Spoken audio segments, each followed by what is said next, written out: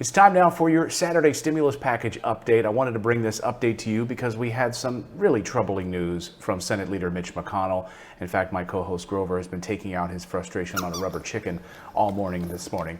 So frustrated about Republicans who decided to leave town and head out back home without passing a stimulus package.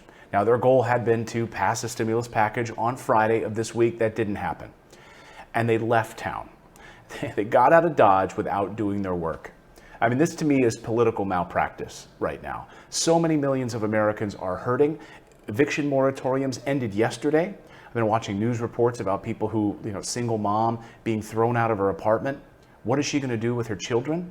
Absolutely horrible. Up to 12 million people could end up in next few weeks here homeless. Upwards of 28 million people could be evicted, according to the reports. 28 million people.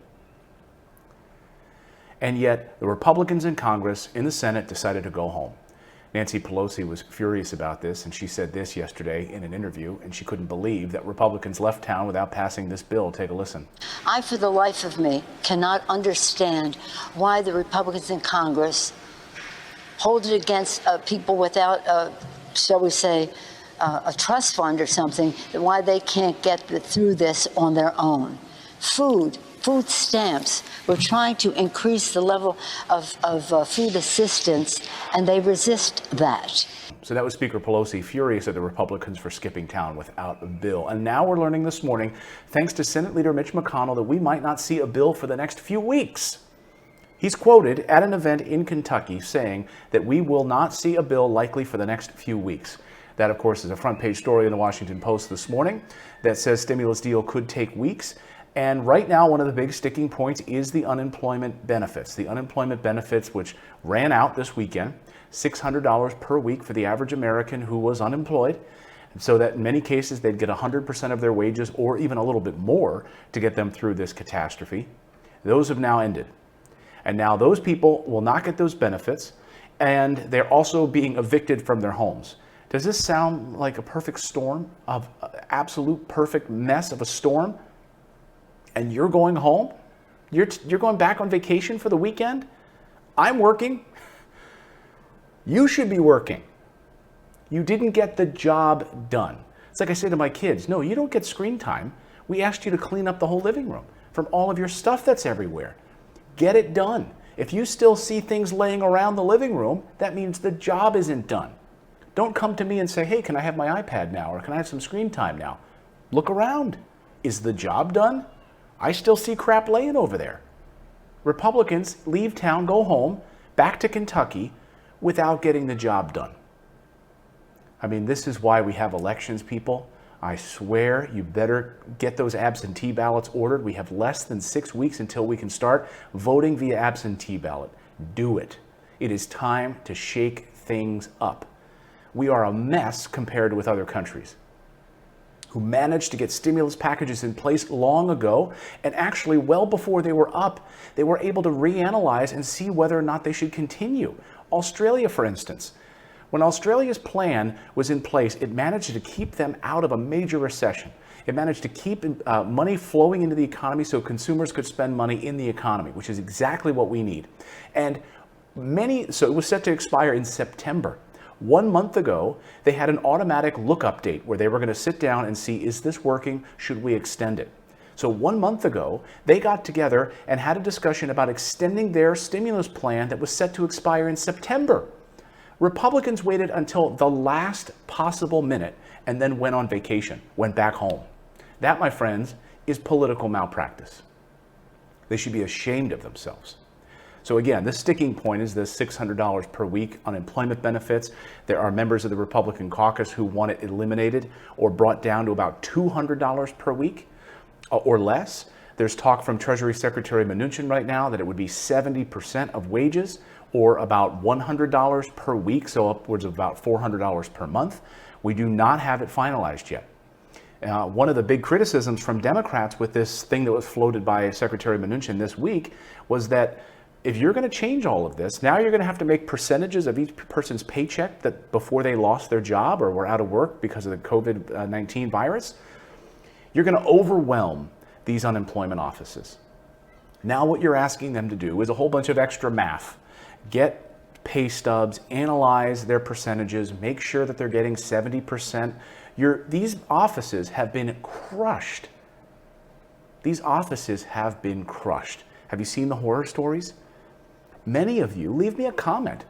Leave me a comment right here. I read all of your comments. Have you received your unemployment benefits? So many of you, you said you filed them 7 weeks ago and you still haven't received them. Does that sound like a system that's currently working and now you want to add a whole extra layer of complexity on top of it?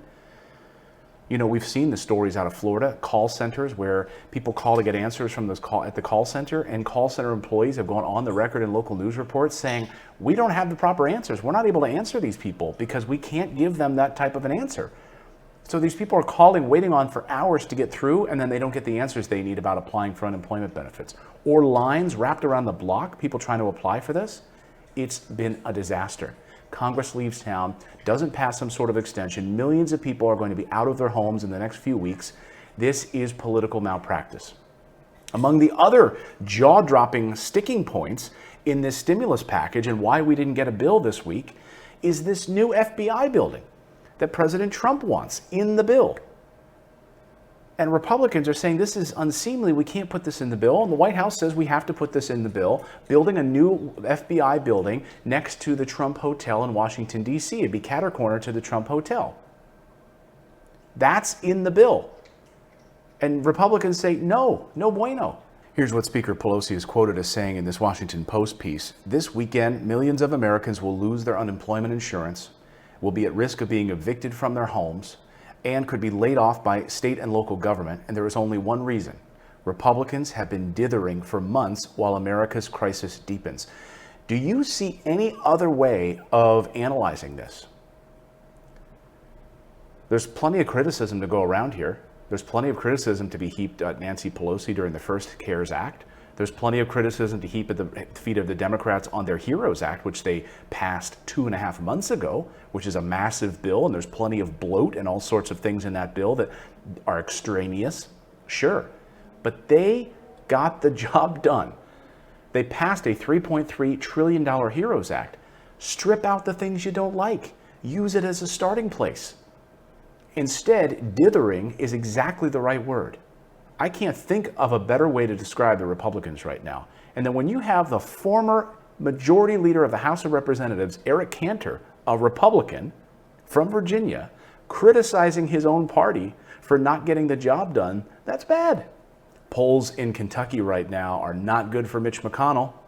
Overwhelmingly in Kentucky, 70% of Kentuckians want a new stimulus package. Only 26% don't. Get off your butts and get something done, Congress. Now, there is some word that they could come back on Monday and get this thing done next Monday, but Mitch McConnell, why would he say it? Is it to set low, to lower expectations, and then he's gonna come out on Monday with a bill? They're all at home this weekend. They're not meeting. So again, we could see something Monday, but according to the Washington Post, according to Mitch McConnell in his interview yesterday, he said it could take weeks. That means that in the meantime, there are people who are unemployed, who don't have money coming in, who are about to be evicted and cannot pay the bills. And so my point is that you cannot retroactively eat, right? Oh, great. So I'm going to get money to feed my kids in 3 weeks. So what happens to me and the family in the next few weeks when we're not able to eat? You can't retroactively eat. Let me know your thoughts in the comments below. I wish I had better news on this Saturday, but this is total political malpractice on the part of the Republicans, and they should be absolutely ashamed of themselves. Ashamed. Leave me a comment below. Thank you so much for subscribing. Thank you for joining us. And don't forget to subscribe to our morning newsletter. We publish this Monday through Friday. Plus, we're giving away some free stuff, some mugs and stickers. Anyone who signs up and then refers other friends. We're rolling out our Sunday newsletter for anybody who does up to a number of certain referrals to other friends who sign up. And we're going to be doing our stickers and mugs. So sign up for the Morning Invest newsletter, where it's something you can read over your cup of coffee in the morning, take in about 5 minutes, the news that I think is important to you. It's totally free. We'll see you next time, everyone. And Grover, too, while he's still battling a chicken.